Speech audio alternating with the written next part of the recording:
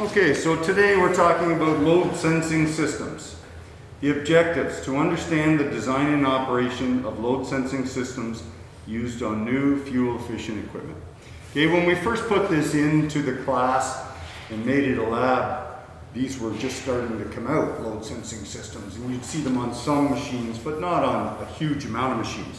Nowadays it's on just about everything, with all of the emission control and focus on fuel efficiency. These are very common, so you're going to see them, and it's best if you know how they work. Better operating. Okay? So there's no tech report due today, but I want you to scribble all over these and put them in your notes. This is on the final exam, and there's probably 8 or 10 questions just on load sensing, and then this is going to roll over right into pressure compensated pumps. So both of them have a lot of questions on the final exam. All right, so let's start off by discussing something that you know: open center systems. So you have a fixed displacement pump, and as soon as you start up the diesel engine, it starts to push flow through the system. Now, when we talk about open center systems, we're talking about the directional control valve. So the DCV spool in neutral is open, and the flow can go right through it, unrestricted, back to tank. So everybody's with me on that? Open center system, nice and easy. This is something you've learned right from the beginning, so we've been talking about it for 2 years now. So open center system. Now, when we talked a couple of weeks ago in the lab here, I stood up in front of you and I said that I took my farm tractor and I dug into the gravel pile. Okay, and I lifted up a bucket full of gravel, lifted it up, and then let go of the handle. Okay, and it stopped. And it took 2,000 PSI to hold that load up in the air. And then I went over to the dump truck and I said I wanted to raise it further. And I pulled on the lever, okay, and it took, a couple of seconds for the pump pressure now to build up to 2,000 PSI and then continue raising the load. And what was it that we put into the DCV to hold the load up in the air? That was so long ago, I know. Yeah.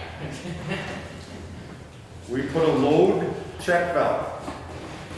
So we put the load check in there, and when we pulled the lever, it held the load in the work ports until the pump oil was able to catch up. And it came up to 500, 600, 1,000, 1,500, 2,000, and then it started to push itself into the work ports and lift those cylinders further.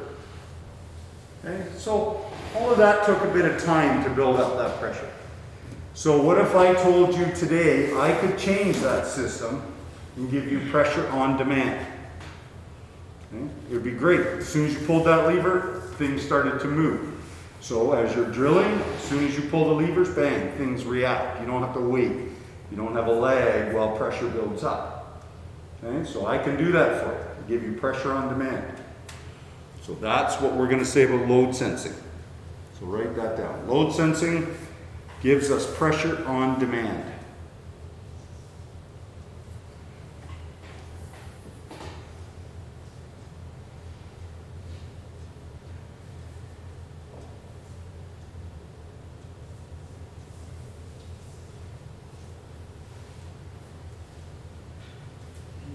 So we have pressure on demand. So now let's look at how we're going to do that. We've talked about why we want load sensing. Okay, we've talked about the fact that we are going to take a simple open center system and we're going to do some changes to it, put some options onto it to make it better. So this is how we're going to do it. First thing I'm going to do is I'm going to change the open center of this spool to a closed center. Okay, and if we look, you can see that normally this port would be open, circulating through. There's the little tank symbol. So normally it would be open, circulating through. Now I'm changing that, and we have both of the ports blocked off. And also here in valve B, we've got both of them blocked off. So now we have a closed center system. Very simple, that's the change we made. So let's fire it up. This is the wrong picture. Let me change it.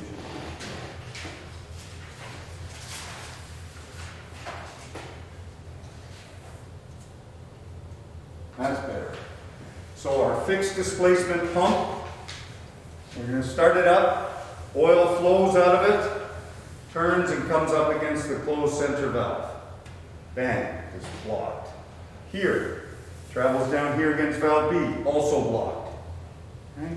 So then it starts to build up, it's looking for a way out, can't get out here on this float valve, it's pushing against it, can't get out here out of the main relief valve, got nowhere to go, so pressure starts to rise and rise and rise.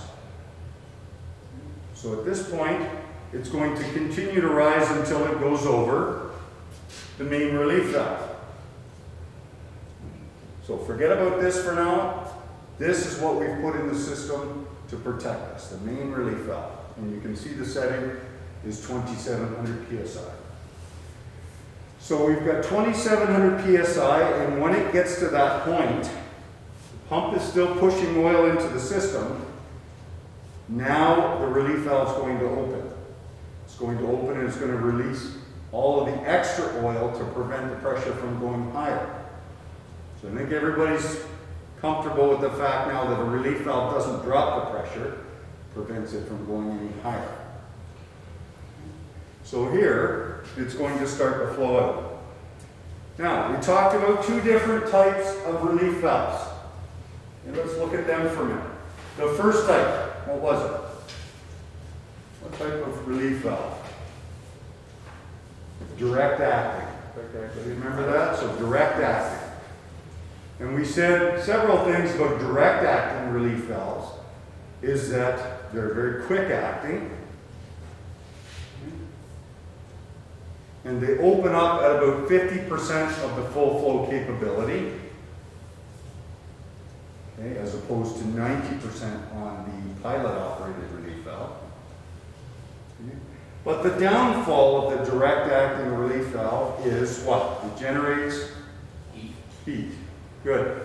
So it generates an incredible amount of heat when the oil is pushing over it, because it's squeezing, constantly trying to shut the door and keep that oil in the system. Okay. So it would be like all of you trying to get out of here at the end of the lab, and I'm standing on the other side of the door trying to hold it closed, and I'm squeezing, and you're managing to get out, but it's a lot of work to get out past the door that I'm holding closed. That's the way a direct acting relief valve works. Okay, but then if we look at the other type, a pilot operated relief valve, pilot operated relief valve waits till about 90% of the flow capability, but then it internally works and opens up and basically just opens the door and says, get out. There you go. Okay? So it's very unrestricted to let all of that flow out. So, we've talked about the main relief valve. This is going to be more of a pilot operated relief valve, and we're going to call it a dump valve. So it's going to dump the oil. Just like I said, when I want to let you go at the end of the class, I open up the door wide open and say, away you go, and everybody just walks out unrestricted. That's the way this dump valve is going to work. Okay? Well, we'll come back to that. So we have our fixed displacement pump, we're pushing oil in, can't get through A, can't get through B, comes out over the main relief valve and just sits there and pours the oil out. So now we've got the problem of the heat. Okay? Let's think about the second problem we have. We have our diesel engine roaring. Okay, it's building up 2700 psi. I gave you the pressure on demand that I promised you. As soon as you pull these levers, bang, that thing's going to react, because there's tons of pressure sitting right there waiting to get into the circuits. So I gave you the pressure on demand. Now we just have to deal with some of the issues that it's caused. So I was saying, the diesel engine's running, giving us 2700 psi. Okay? Listen to that diesel engine. What do you hear? What do you hear right now while it's sitting roaring away, giving us our 2700 psi? There's the leg down. It's lugged down, sure. It's working constantly. So while you're having a coffee, letting things warm up in the morning, it's working its harder. All day, the whole shift, it's working its harder. Okay? So you can see how we would have increased fuel usage. Okay, so a lot more fuel burn. And think about the life of this engine. You're working that thing to death all day, every day. It could be burned out in 2 or 3 years. Okay, so it drives up your maintenance and repair costs. So there's 3 different problems that cropped up just because of changing the open center valve to close. But we like having that pressure on demand. So let's figure out a way to solve those problems. All right, give you a minute to just to jot that down.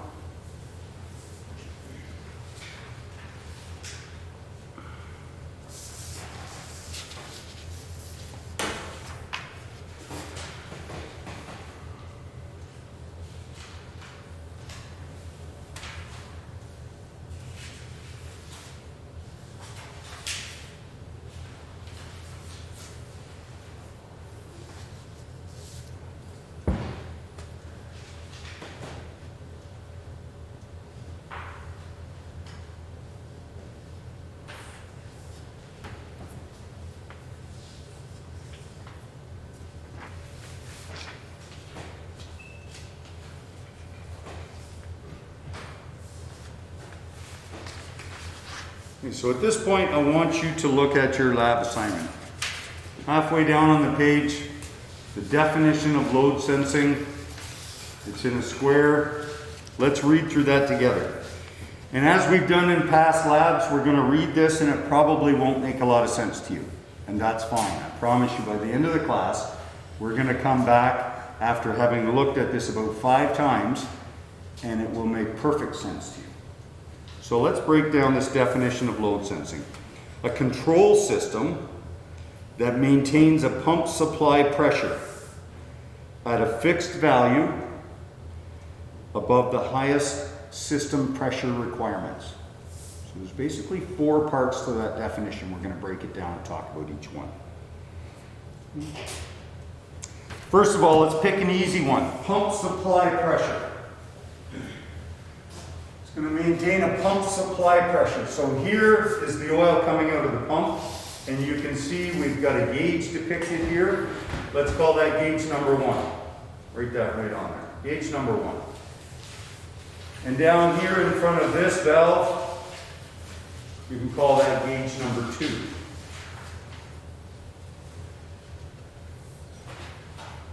So pump supply pressure. That's very simple. We've got oil coming out of the pump and we can see the pressure registering on the gauge. When it has nowhere to go, we've restricted the flow and now it's going to build pressure. So that's our pump supply pressure. Whatever's coming out of the pump and building up. That's our pump supply pressure.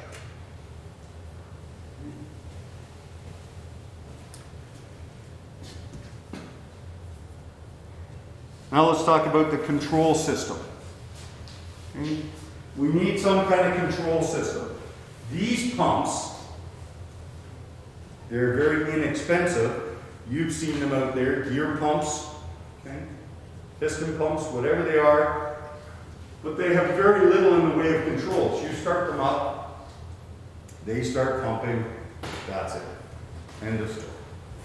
Okay? So we need to put a control system here in place to help us out controlling what's going on in the system, because you can't just dump it all over the relief valve. We've seen that that doesn't work.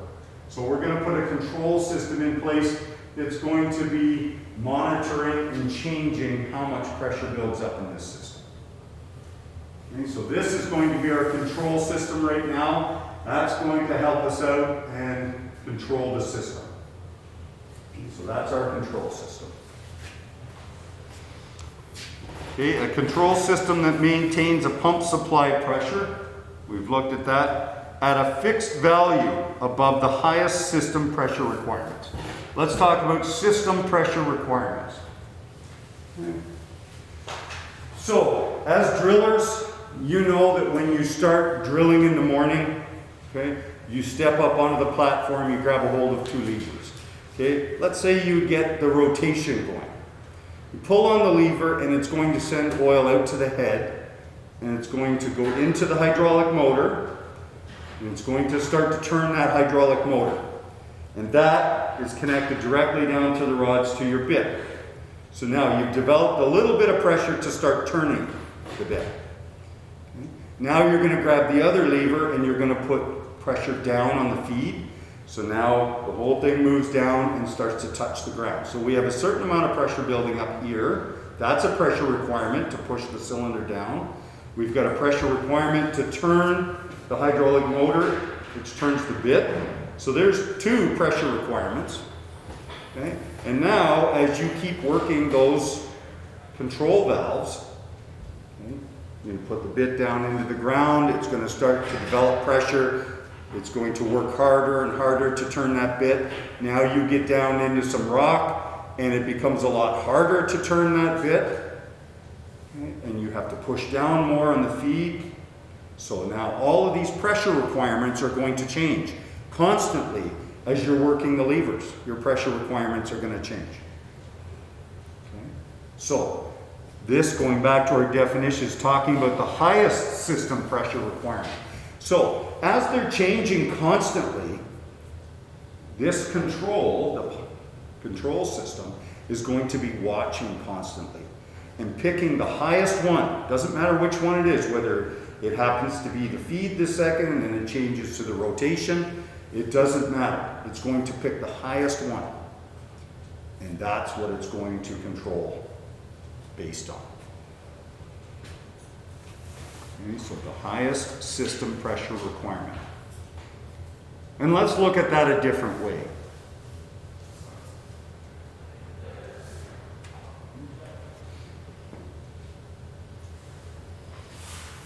Let's look at it from the teacher-student perspective.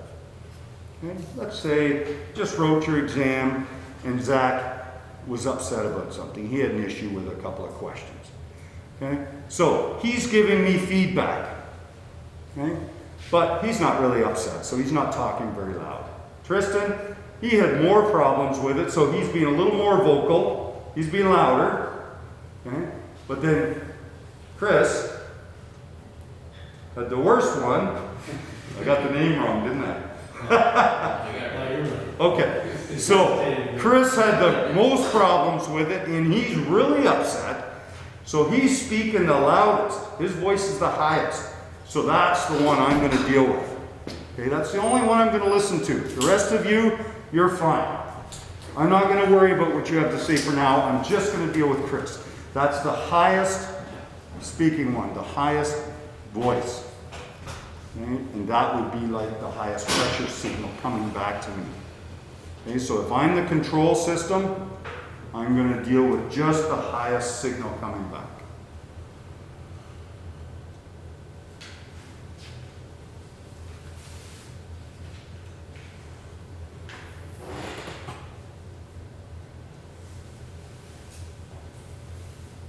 Give you a second to jot that down.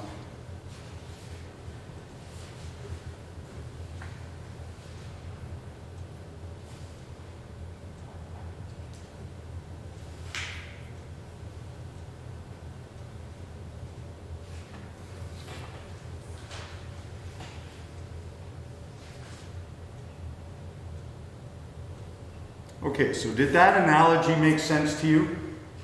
Yeah. All right, well, let's look at that system that comes back, that signal. Okay, we'll continue reading on the first page here, down to the first paragraph underneath the square box. So once again, load sensing, closed center system. By using a flow control, or the dump valve we talked about, forget about the variable displacement. We're not going to talk about that for now. So by using a flow control or dump valve to regulate the system flow to meet the pressure needs of the system provides us with a feature known as load sensing. We already went through the definition of load sensing in the next paragraph. Let's leave that for a minute. Continue down. A signal network. Second paragraph from the bottom. A signal network is used in both systems that sends the highest work port pressure back to either the flow control, and I'm going to say right now, we're not using a pump control. So right now, it sends it back to the flow control, or dump valve.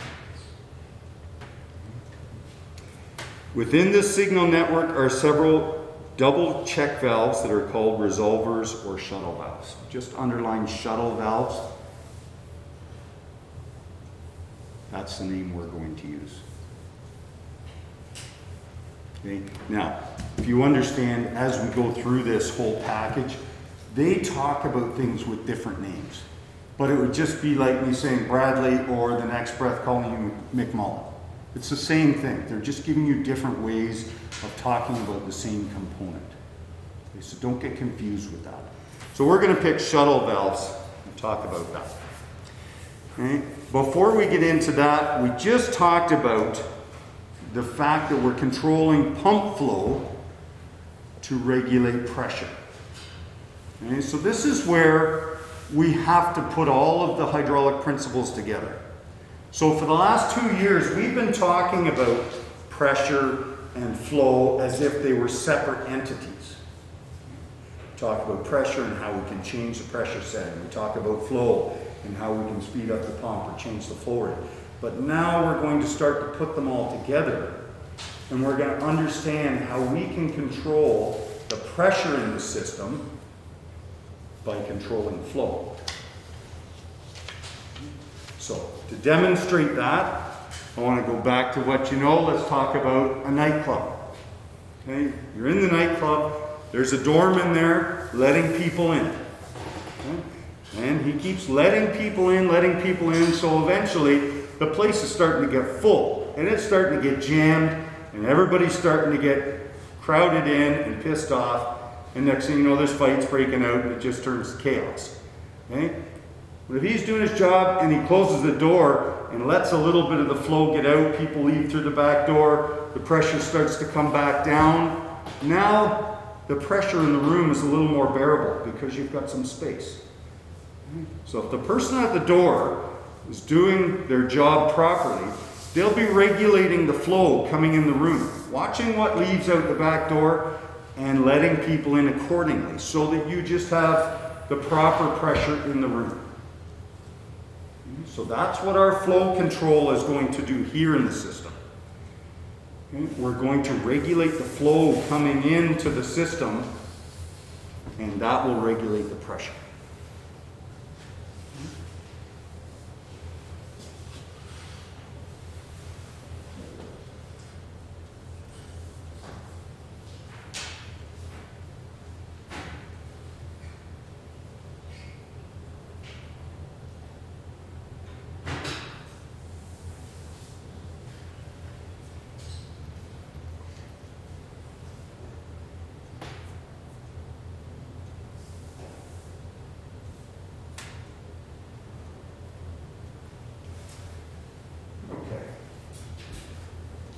So this is our control system right here. This would be the doorman standing there letting people in or blocking it off, controlling the flow. So this is our control. And we talked about the fact that it was a dump valve. So this is going to be a dump valve. And it's designed as a pilot-operated control valve. So, as I said, when it opens, it basically opens right up, opens the door, and lets flow out unrestricted. So that's what's going to happen here. You see the little tank symbol underneath? When this finally opens, it's just going to open up fully, open up the flow path, and the oil can just continuously pour off the tank until it's needed again. That's how we're going to control the pressure in these lines, is by controlling the flow. Everybody good with that? Okay. So now let's talk about the highest work port pressure requirement. So let's go back to that. And so once again, I'm standing up on the platform, pulling levers. Let's pick a snapshot in time, okay? And say, what's the highest pressure requirement? Something is happening out in the system, whatever the highest one would be. Let's say it's registering here on this gauge, okay? And it's in this line. So it's building up, in this case, on a cylinder, pushing on the cylinder. Let's call that the feed. Pushing down. Okay, so the pressure is building up here. And at this snapshot in time, that is the highest system pressure requirement. So we have to get that signal back here to the dump valve to tell it how to do its job. So we're going to have a signal network. And the signal network, we know, is just a pilot line, little wee pilot lines that attach in. They tee into this line, okay? They tee into this line here, okay? And then here we've got them as well. There's not a lot of flow through these lines. They're very small. It's a pressure signal. Okay? So they're coming back. And you can see they all connect back up to the dump valve. So in the last paragraph on page 1, it talked about shuttle valves. Okay? Let's put those shuttle valves in here. The shuttle valve is very simply just a double check valve. Okay?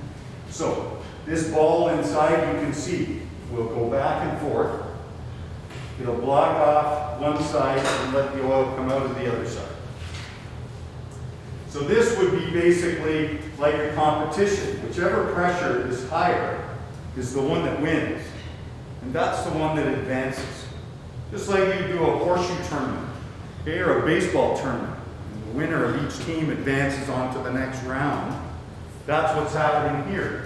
So in this circuit, the winner, the highest pressure, is allowed to advance.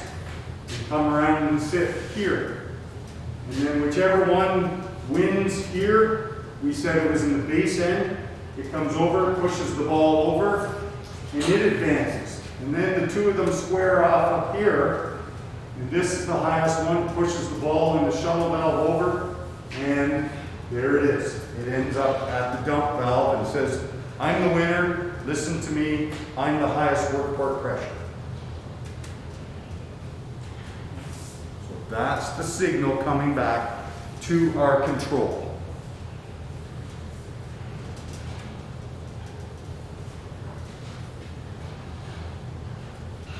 It's like sumo wrestling. I guess. Yeah.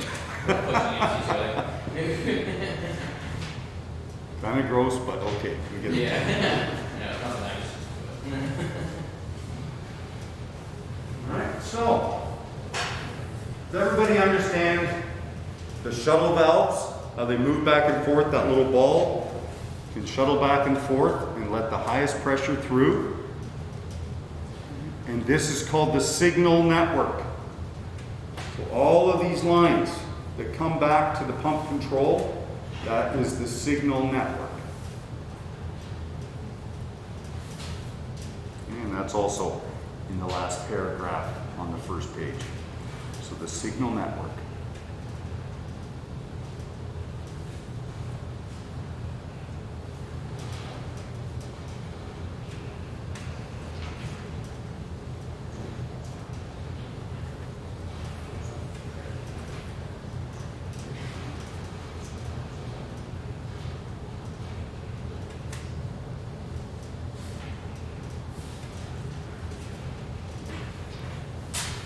So let's take a minute and go back through our definition of load sensing again. Definition of load sensing: a control system. Okay, we've got our control system that maintains a pump supply pressure. Okay, we're reading the pump supply pressure on those gauges at a fixed value. We haven't got to that yet. Above the highest system pressure requirement. So we know the system pressure requirements. That's you on the platform. You're creating demand by drilling. You're setting what the system pressure requirements are. They're out there. Okay, and it's ever changing. So let's talk about the fixed value. So Alex, he grabs his tools and he adjusts this spring on the side of the valve. Allen key, okay, back off the nut, set it, and tightens it up, and he has set it at a value of 200 PSI. So 200 PSI, and there it says spring. So he has just set this at 200 PSI. That's the way it's going to stay for the remainder of the class. So that valve's set at 200. That is the set value they're talking about in the definition. So we have just told this control system that we want it to stay, we want the system pressure to stay 200 PSI above the highest work port pressure requirement. Anything that's going on out there, we want the pump control to stay up above that by 200 PSI. So that's what we've done.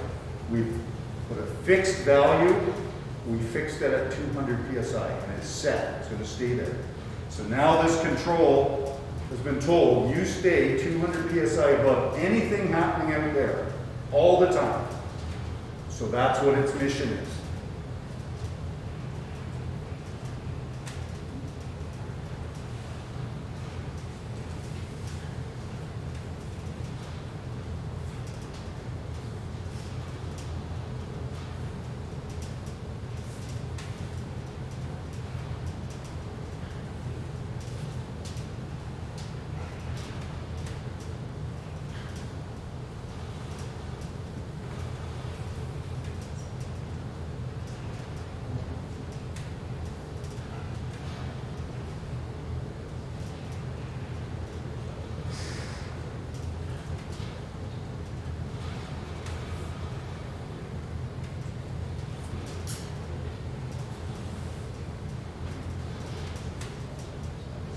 So let's take a minute and just reiterate that.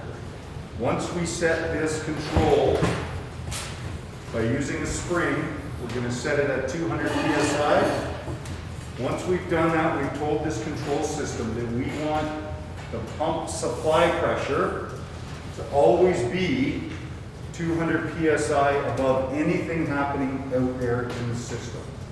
The highest work port pressure will come back and tell the control what it is, and the control will automatically tack on 200 PSI, and that's what it will control the system at. And we're going to do that with the flow valve, and we'll talk about that some more. So, we finished off everything in that definition. Control system maintains a pump supply pressure at a fixed value above the highest system pressure requirement. Okay. So let's go back to the hydraulic principles we talked about. Flow versus pressure. So right now, this pump is pushing a bunch of oil in the system to build up the pressure. Once it gets to the 200 PSI above anything that's going on out here, it can take a break. Take a break for a minute, just relax. So, that pressure that it built up couldn't get out here.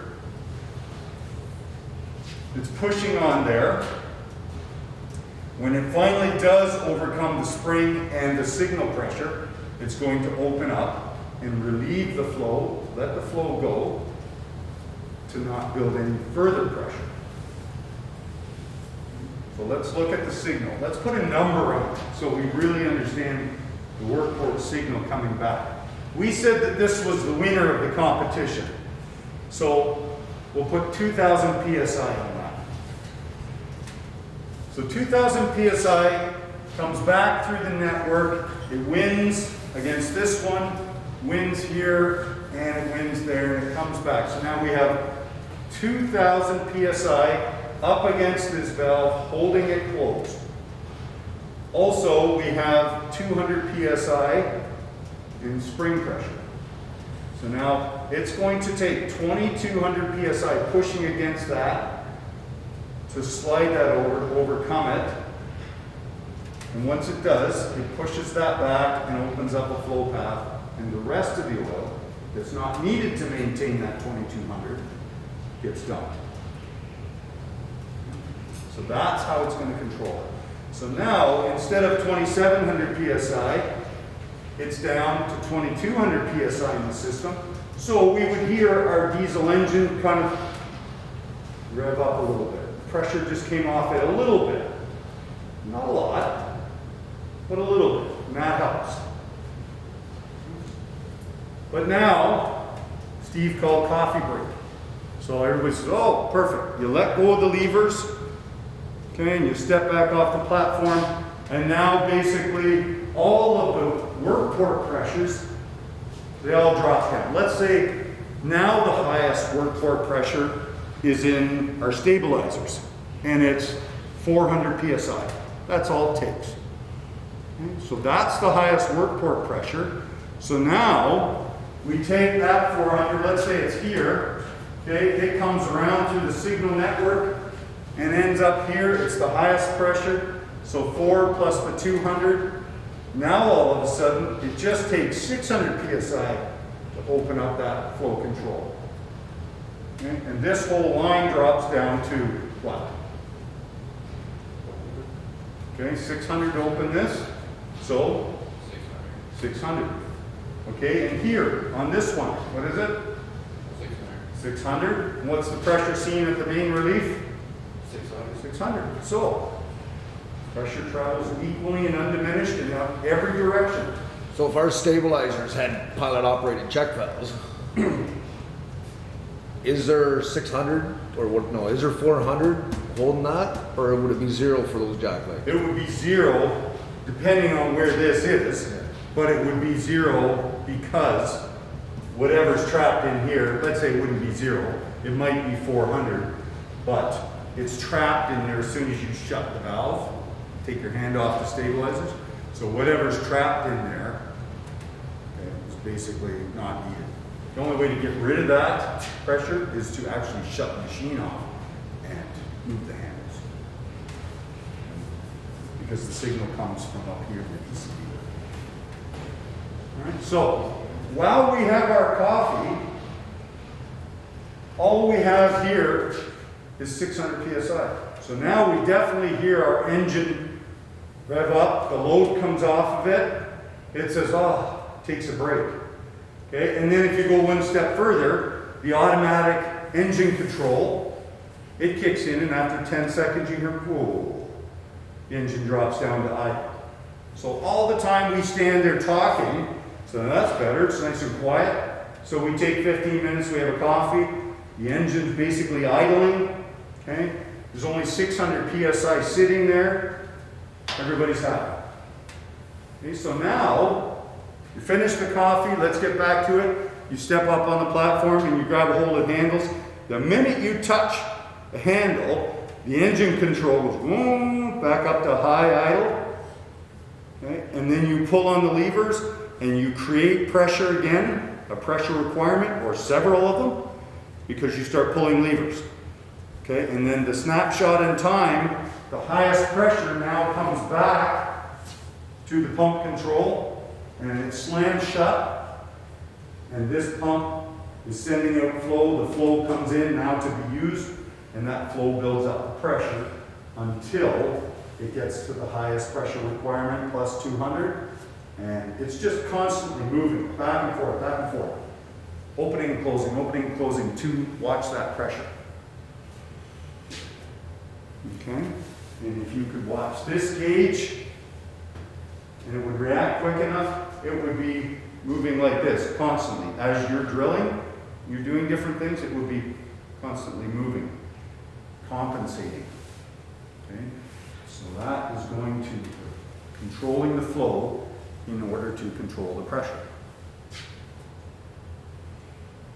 Okay? So, by using that control system, we were able to save fuel. We saved the life of our engine because everything was able to take a break when you didn't need huge pressure. Okay. And that is the definition of load sensing. Okay? This control is sensing what's going on in the system. What is the load? Okay? We've been talking about it as a pressure requirement, but that is a load. You're loading up the system with pressure. So the load out here, what's the pressure requirement? What's the load? And it's being sensed by this control system. So that's load sensing. Okay. If there's not a big load, back off on the flow, drop the pressure. But if there is all of a sudden a big load, bang, jack up the pressure, make it work, and you have the pressure you need.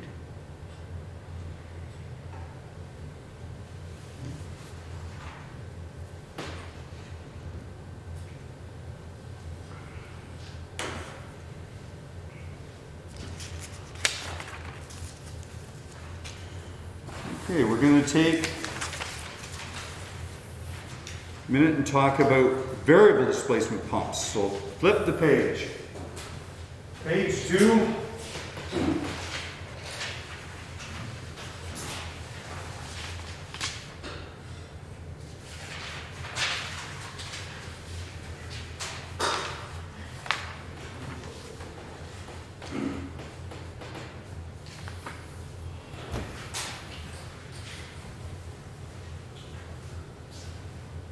So we're going to take this one step further. We talked about the fixed displacement pump. We used that last diagram to explain how that system worked. And you were comfortable with open center systems and fixed displacement pumps. Then we changed to closed center systems. Still had the same pump. Everybody was happy with that. Now let's change the pump itself. So we're going to go one step further. We're going to make it more efficient. So instead of just dumping off all of that oil with our dump valve, let's just shut the pump off, so to speak. And so for now, we're going to say we're shutting the pump off. We have a variable displacement pump now shown. This is our variable displacement pump. So let's talk about how this variable displacement pump actually works. In my pump. Oh, right. Has disappeared. Here it is.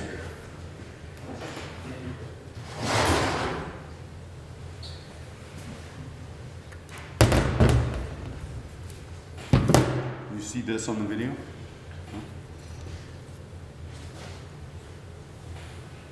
Yeah.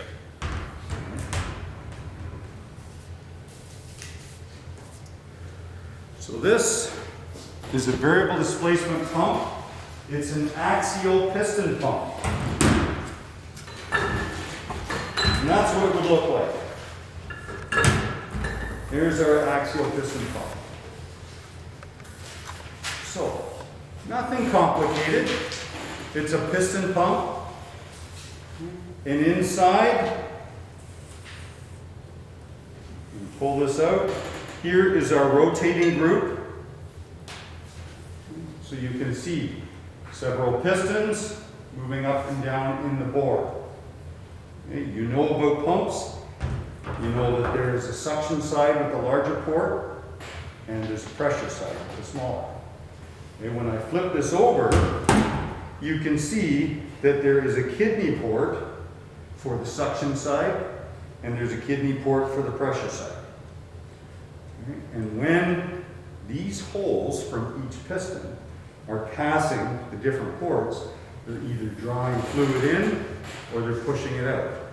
So I'm going to turn this over here, put it on, okay, and as it goes by the suction side, which is here, these pistons are drying up, pulling oil in, all of them as they go by. And then when they come around the pressure side, they're pushing it down, pushing it out of the system. Come around, suck it in, push it out. Suck it in, push it out. All the way around, constantly rotating. Okay. So that's the gist of how inside of that pump is working. Okay. But we've got a variable displacement pump And it can change the displacement. So let's look up on here. This is the diagram of the axial piston pump. Forget about this pump control for now. We'll talk about that after. We talked about the control system on that previous diagram. This is what we're going to use to replace it, but don't worry about that for now. This is our actual pump. And inside of it, this component is the swash plate. I know you've heard that term before. So the swash plate is inside of here. And if the pump was providing flow, the swash plate angle would move up, it would increase. The pump would be stroked. Okay? And that's where we have our swash plate angle, and that's where we have the maximum flow coming out of the pump. It's pulling in the most in each piston and then pushing it out as it goes around. So that's where we have maximum flow. Swash plate angle is here. Okay? Now, you see the large actuator piston? That will come into play in a minute. For now, I'm going to show you, I have a lever on here. So by hand. And I'm going to control the swash plate angle. You tell me what you need. If you're really drilling hard, I'm going to have this cranked all the way over, pushing lots of flow into the system. But if you say, oh, it's coffee break time, then I'm going to pull this back to 0 swash plate angle, shut the pump off, no flow out of it, and everybody takes a break. The engine takes a break, the pump takes a break, we all take a break together. So, this is the swash plate angle, back and forth, producing flow out into the system. Everybody with me so far? Okay. So, I'm doing that for you. But I don't want to stand here all day. I've got other stuff to do. So let's put a different system on this pump to control the swash plate, so I don't have to do it. And so I'm going to take this control module right here, and I'm going to bolt it on with 4 bolts. And this is mechanical, which uses hydraulic signals. This is now going to control the swash plate angle. And instead of my hand moving the swash plate, we're going to put a piston in there. And the piston is going to take a hold of the side of the swash plate, and it's going to actually push it back to 0 swash plate angle. Okay, actually I'll turn around to do it to match this. So if we want to go to 0 swash plate angle, it's going to push it back.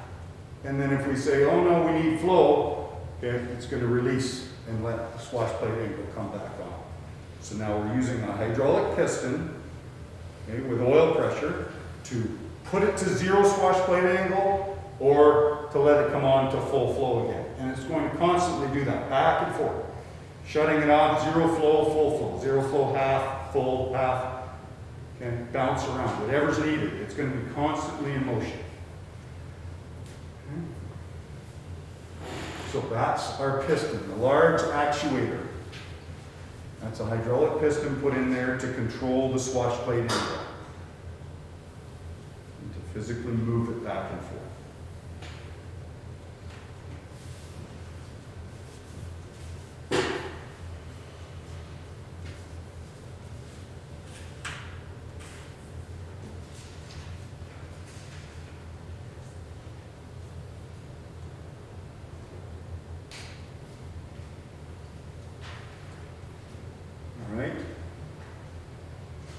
So we've got that piston, and when the oil pressure comes onto it, it'll go to 0 angle, cutting off the flow, shutting off the pump, so to speak.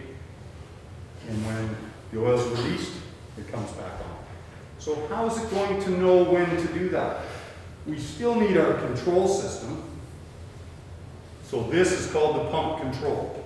This is what we're going to use to tell the pump when to stroke and de-stroke.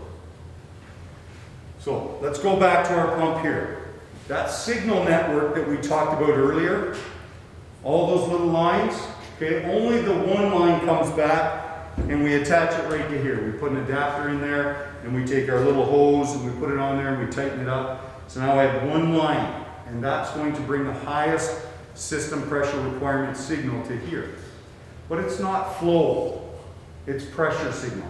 It's just a push. If it's up at 2,000, it's really pushing hard. And then it backs off, and now it's at 500. And then it comes up to 1,800 and it pushes. And then 2,700 is really full, pushing. And then it backs off. So it's just a pressure signal. It's not flow moving through there. So it gets a pressure signal from the signal network telling the highest system pressure requirement. It comes in through that hole. And it's going to act on this pump control. So let's talk about a couple of different things we've got in there. Pressure cutoff. Let's talk about that one first. A pressure cutoff is like the main system relief valve.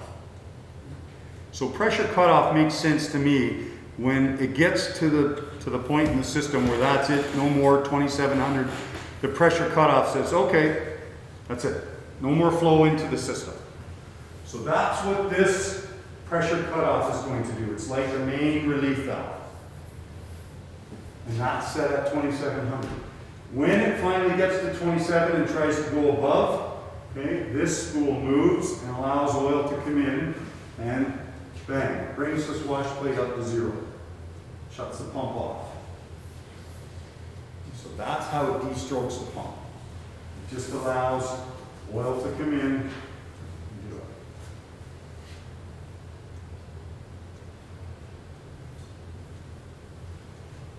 Okay, so that's the pressure cutoff spool.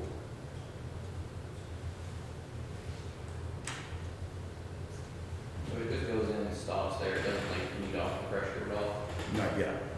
Yes, it does. But But for now, it just comes in there and it shuts the pump off. And here's our pressure cutoff spool. Okay, so Nathan, he grabs his tools and he comes up here and I tell him, let's set it at 2,700. So he has the tester set out on the bench like last week and puts it in here, backs off the lock nut, adjusts it, watches the gauge, brings that up until it gets to 2,700. Tighten that up. Okay, our maximum pressure setting in the system is 2,700. Okay, so as soon as that pressure cutoff senses 2,700, it's going to shut the pump down. Here, comes up to 0. Pump stops pushing oil into the system, which doesn't let the pressure go any higher.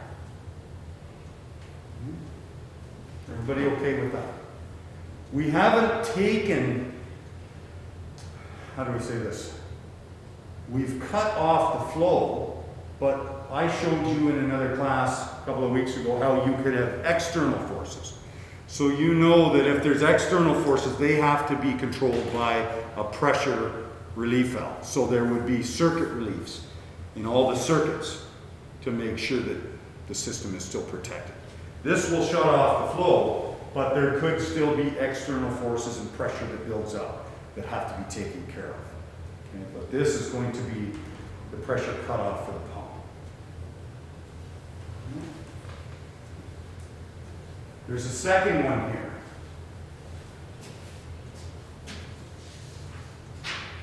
I'm going to go back to this.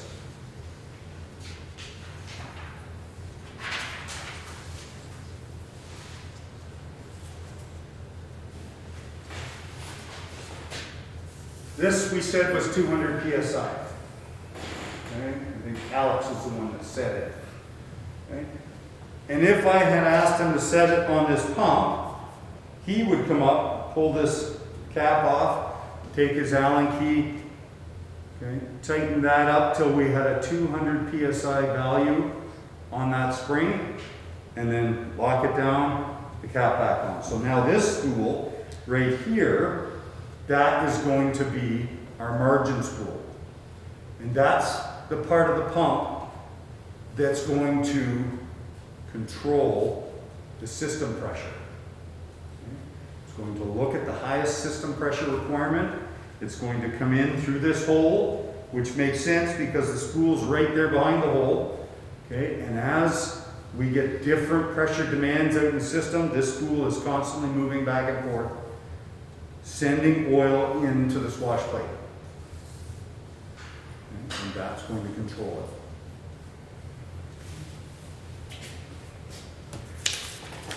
Look at the page here. You see the edge of the page, okay, and you see where the typing starts. Okay, that is the margin, right? The distance between the edge and where you start typing, the margin. So it's the difference. This is the difference in pressure between this pump pressure and what's happening in the system. We set that difference, okay? So it's called a margin spool. Like we talked about, the difference, the margin. So here's our margin spool. So we set our 200 psi value on this, and that's our margin pressure. Jot that down. Margin spool controls margin pressure in the system.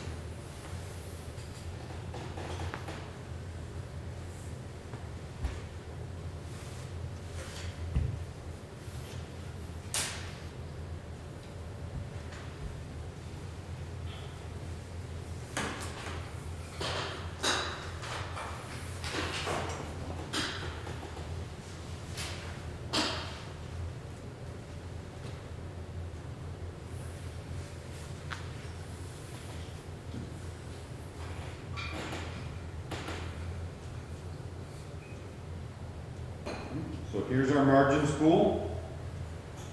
It's going to take the highest work port pressure in here, that signal, and it's going to use it. It's going to add on the 200 spring value.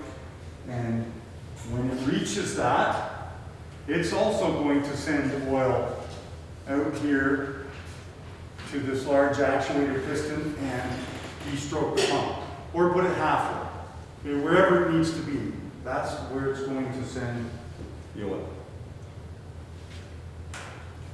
And just to make it clear in your head, Kristen asked about how does the piston move, is there bleed off?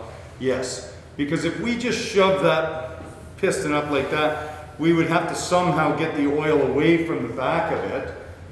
Okay? And the easiest way they found is just to drill a hole right in the end of the piston, right in the center of it. So when all of a sudden this closes and said, oh, we need system pressure, we need flow, there's constantly oil moving out. So when the oil is cut off, now all of a sudden that piston can come back and this oil gets away and goes back to tank. And the piston comes on. So yes, there's always leakage out of the end of the large actuator piston. So as soon as this flow stops, this will come back on and re-stroke. So that makes sense. We have to let the oil out from behind that piston, and in order to make it fairly fast acting, we drill a hole, and as soon as this oil pressure and flow stops, boom, it'll snap right on.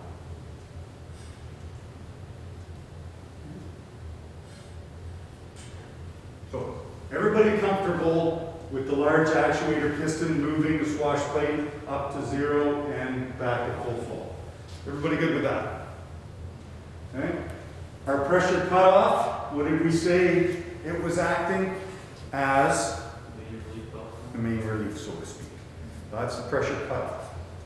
Okay, so it won't let the pressure get higher than what we set it at. And we're setting it at 2,700 in this system. Our margin spool. The margin spool we are setting so that we have a set value above the highest work port pressure. And in our case, we set the margin spool at 200. So pump supply pressure that's coming out of here is going to be 200 psi above what's happening in the system. So the margin spool acts as like a dump valve. Exactly. We took the dump valve, which was kind of inefficient. We're dumping all that flow back to tank. Let's get rid of that. Let's put this. Alright, so we're still on page 2, talking about the variable displacement pump. So we've discussed the swash plate. We've discussed how it changes the displacement. So variable displacement means variable output, variable flow. All different ways to say the same thing, variable displacement. Okay? Took the handle off controlling the swash plate and put a hydraulic piston in there. When we put oil pressure to the piston, it de-strokes the pump. When we release that oil pressure, it re-strokes. Okay? And here's a spring down here that helps it to re-stroke. This bias spring. All that means is that's what slams it back on. So we have a spring that helps it go back and re-stroke, and you've got a little small piston there to make sure it can re-stroke. Then we talked about our pump control. So in the old system, we had that dump valve. Throw it away, put this fancy pump control on, bolted that on right here. Okay, it's got 2 spools in it. Pressure cutoff was for maximum system pressure. And when it reaches 2700, it shifts over and brings the swash plate up to 0. The second one was a margin spool. And it takes the signal from the highest work port pressure, comes in here, works on the spool. Alex, I told you that it came in there. There's the line. Comes in right there. So that's where the highest work port signal comes in. And it comes in and acts on the margin spool. And we had set the margin spool spring pressure at 200 psi. So that's what we wanted it to stay above. So that's our margin spool. One other thing I'll show you on this pump. When this goes to full flow, this is how we would set what the flow rate is of the pump. This is just a stopper for the swash plate.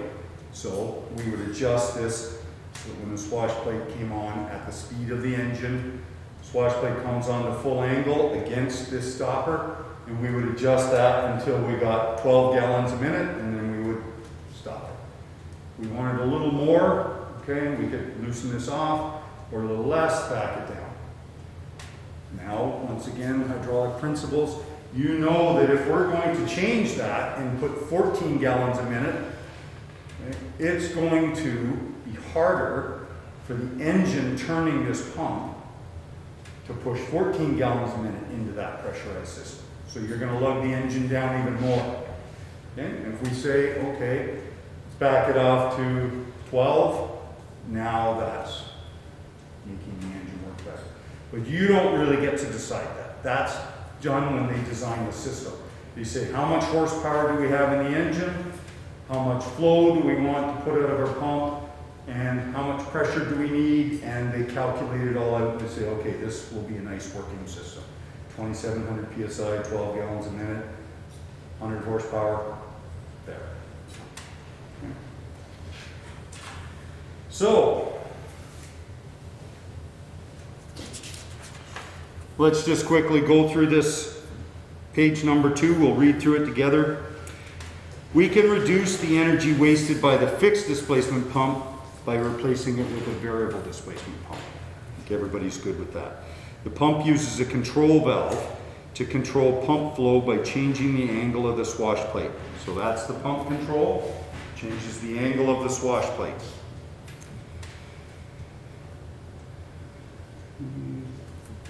The work port or signal pressure will act with the flow compensator spring, which is our margin spool, to give us a pump supply pressure at a fixed value called margin pressure that is above the work port pressure or highest system pressure requirement. That was another way we've been saying it.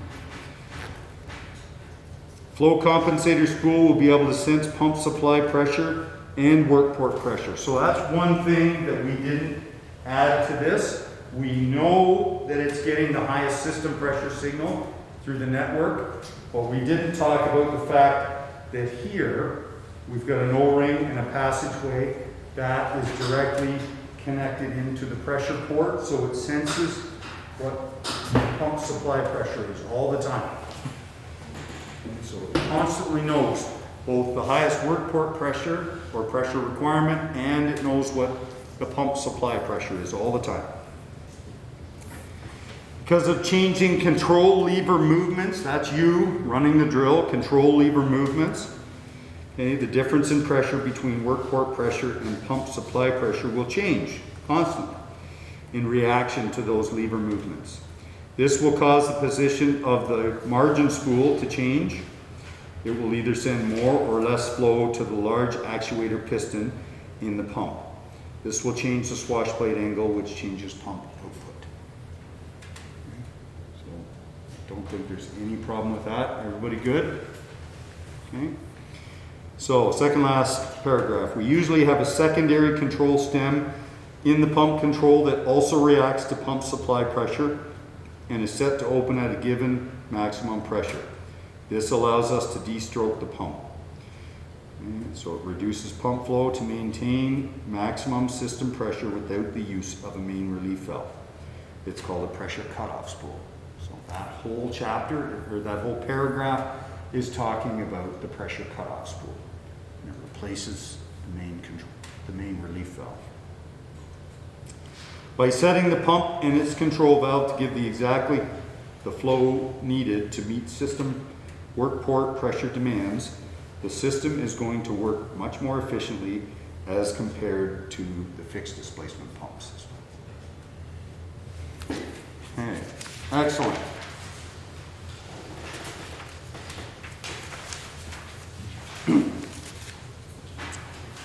So, on to page 3.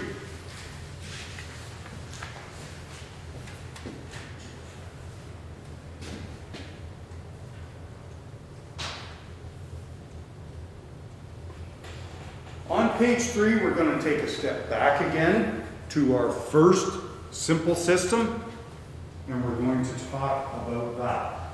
Here you see LSPC, load sensing pressure compensated. Okay? On this pump, this is what the pressure compensation is referring to. You have a pressure compensated pump. I have one sitting on the bench. There's nothing magical about that. Okay? I've already explained to you how, when you need different pressures out in the systems, you're drilling, okay, you need different pressure requirements to do all that. It's constantly changing. This pump is going to compensate for that. And it's going to compensate by changing the flow. So pressure compensation, that's that pump right there. Changes the flow to compensate you for the pressure you need. Simple as that. So don't get confused by that. When you hear pressure compensation, you think right of this pump sitting on the bench. Nothing magical about that. So, on page 3, the first paragraph, we're going to load sensing only with a fixed displacement pump. So we're stepping back. We've already seen how pressure compensation works. That's this pump, the variable displacement pump, and have discussed how load sensing works. Now let's put them together and show why we desire pressure compensation in a load sensing system. Okay, so we're going to step back to a system without it to show you how much better it would be to have it. Okay. In this schematic, we have 2 implement control valves. Okay, I want you to write above that DCV. Okay, they're calling them implement control valves. We call them directional control valves, DCVs. They're labeled A and B. So there's our DCV spool labeled A. Here's another spool labeled B. Simple. It's our DCV. Neither one of them has a pressure reducing valve in its circuit. We don't worry about that. There is a double check valve located between the rod and the head end of each cylinder. If either one or both implements are operated, another double check valve will send the higher of the 2 work port signals from the valve bodies back to the flow control or dump valve. We talked about this earlier, so this is just review, that whole paragraph. Shuttle valves, okay, double check valves. They're placed between the rod and the head end. We call it the base end of the cylinder, but it's sensing both sides. And here, sensing both sides coming out to that shuttle valve.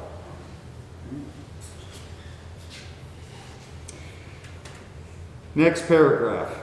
These two implement valves, we call them DCVs, we will treat as being load sensing only. We're going to operate both valves at the same time. So, Jennifer, I want you to start reading that last paragraph, valve A. No? Who's got a good strong voice? Chris. Valve A. All right, we're going to do it slowly. So I'm going to stop you periodically and discuss this. So start reading. Valve A. Valve A has a work port pressure of 2,000 psi. Okay, stop. So here's the work port. Okay, and here's the pressure gauge. So we're putting a number on that we did before. 2,000 psi on that gauge. Okay, Keep going. okay, go ahead. While valve B has a work port pressure of 500 psi. Perfect. Stop there. So this gauge, 500 psi. Okay, and that work port. Okay. The higher of the two work port pressures, which is 2,000 psi, will end up at the flow control valve through the signal network. Perfect. Stop there. So see that? It comes through the network, ends up there. This one is 500. It comes around. It doesn't have a chance. So we've got 2,000 psi at this flow control valve. Okay. This pressure will work along with the 200 psi spring in the flow control valve. Okay, stop. So there's our spring. Same one we've used all class, our 200 psi spring. Okay, combined with 2,000 psi is our highest work port pressure or pressure requirement. So they both come there, and we've got 200 psi holding this valve closed. Okay, carry on, Chris. This will limit system supply pressure to 2,200 psi. Okay, is that the end of it? Oh, there's another sentence. Oh, okay, go ahead. Both implements will have 2,200 psi felt on the supply side of their main control spools. Okay, perfect, thank you. So, here's the supply side. 2,200 psi we have for a value. So, when this is pushing here and it's blocked, so the flow is coming out, keeps building until 2,200. Then when it gets to 2,201, it shifts that valve over completely and lets the excess flow dump off. So now remember, this is a snapshot in time. Okay, so boom, we just said right now, this is the pressures. So it comes around and that flow valve opens, and the pressure seen at gauge number 1 is 2,000. 2,200. So this comes down 2,200. It's seen here. Pressure seen at gauge number 2. 22. Okay. So you've just had your first look at an exam question. And it would be multiple choice. So the options would be 200 psi, 500 psi, 2,000, 2,200. Okay. And you chose 2,200 because 2,000 plus 200. So pressure seen on gauge number 1 would be 2,200. Okay, so now the next question, go to, this changes to 2,400. Okay, this is still at 2,000, this is at 2,400. They come around, what is here, 2,400 plus 200? So the pressure seen on gauge number 1 is 26. Same thing, give you the options. 200, 2,000, 2,400. So you pick 2,600 would have to be an option. So, see on that. Everybody understand that? Yep. Next one. Question 3. Now, this goes up to 2,700. You're really making it work. 2,700, 2,000. Come around, okay, axe here. So pressure seen on gauge number 1, don't let me fool you. 2,700. What is it? 2,700. 22, 27. Anybody else? Be brave, come on, throw something out. So we got 2,700 coming around, getting to here, we got a 200 PSI spring. 2,900, I was hoping you'd say that. It wouldn't be 20, No. and relief is 27. Excellent. It wants to be 2,900, that's what the value is there. Okay, but we can't get to 2,900 because that's when the main relief steps in and says, oh, no you don't. 2,700 is all you get. Okay, so the options would be 200, 2,000, 27, 2,900. Try and trick you. So some people will choose the 2,900. But that's not what the system can get to. It'll open up the main grid. Okay, so you just had to look at 3 exam questions.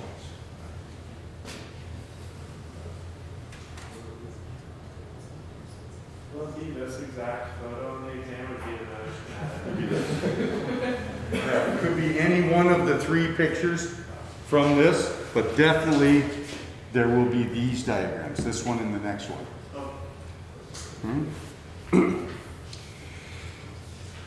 Okay, so we finished that.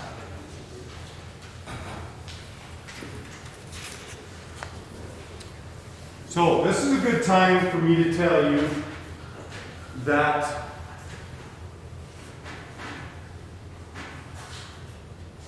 for this whole lab I've been lying to you. Because None of it was accurate. none of it's real. Okay? Because the pump doesn't shut off. Okay? I've talked to you all semester about the fact that there's internal leakage built into the system. Always. Okay? And when we look in this pump, I already told you how the actuator piston has a hole drilled in the end. So there's constant leakage coming out into this case. Okay? Also, picture this minus 30 night you had last night. Okay? And you come in and you start to pull your levers, and all of a sudden the maximum pressure comes in and shoves the margin spool over, de-strokes the pump, and then all of a sudden you start to use it up, so it has to re-stroke. But nothing can move because the oil is just like glue. Okay, so all of a sudden you're pulling levers and nothing's happening. You're not getting any pump flow. So to combat that, they put an orifice in here, and the orifice lets oil out, and this spool as well, constantly letting oil flow through it, and the large actuator piston, it lets oil get into the case. So now it's going to take a while, but once you get the oil warmed up in the tank, it will start to flow a tiny bit in through here and up through these spools and into the case, back to tank. And through this piston, we'll get back to tank. So eventually it will start to speed up, and it will start to work the way it's supposed to and get faster and faster. Because we're allowing that oil to move, we're purposely putting internal leakage in there. So when you're sitting there with the engine running and the shaft turning, okay, and this went whoop, and it sent oil out into the system and built up the pressure you needed, and then it took a break. Okay, while it's doing that, there is a tiny bit of oil flowing, and it's starting to warm up and warm up. Okay, so if you have oil flow, there has to be a flow from your pump. So this will never be shut off to 0 swash plate in. I was doing that for demonstration. So it would always be at, let's say, 1% or 2% angle, degree if you want to say. Let's say it's at a 2-degree angle. Just enough to move these pistons a tiny bit and cause a little bit of flow. And because you'll never shut the pump off completely, there's a little bit of flow, it will make up for the internal leakage happening in your pump and anywhere else.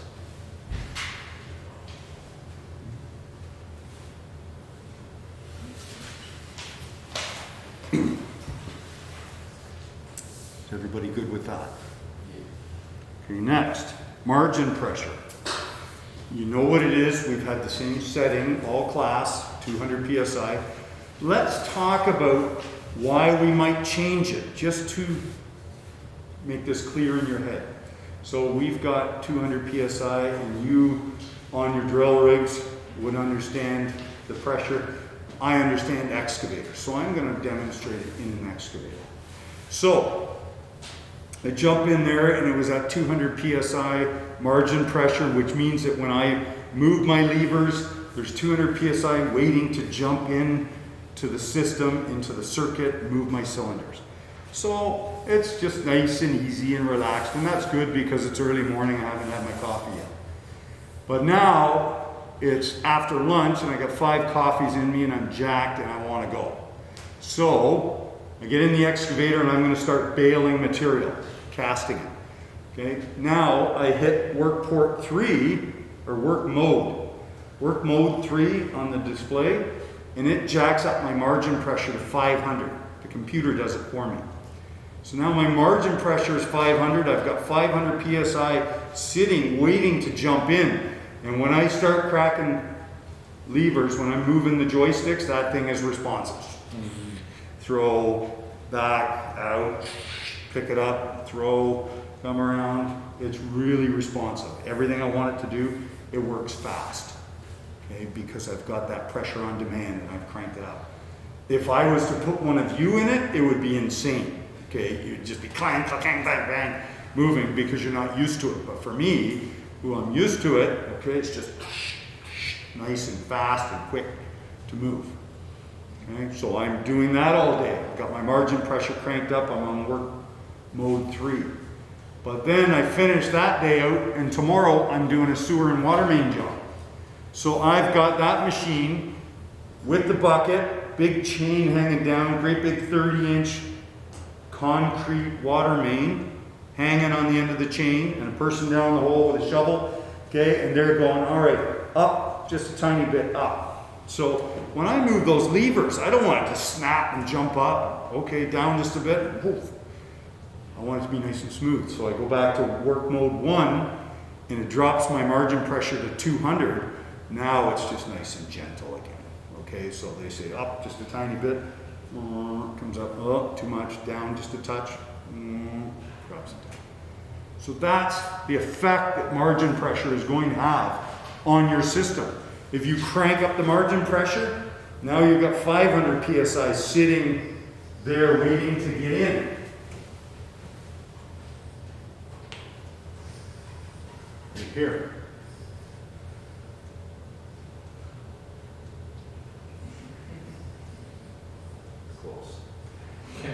So it's sitting right here. I got 500 PSI, and as soon as I crack that lever, boom, it jumps in. And so it's very responsive. And then if I back it off to work mode 1, and most of the stuff is computer controlled now, so you're going to see this on your rigs, where you have work mode 1, 2, 3, or you have a turtle and a rabbit. Okay, you've got a couple of different options. That's what it's referring to. Okay, it'll be the margin pressure. So, all right, everybody good with that? So if we change the margin pressure, it becomes more responsive if we crank it up. Write that down. If we crank up the margin pressure, system becomes more responsive.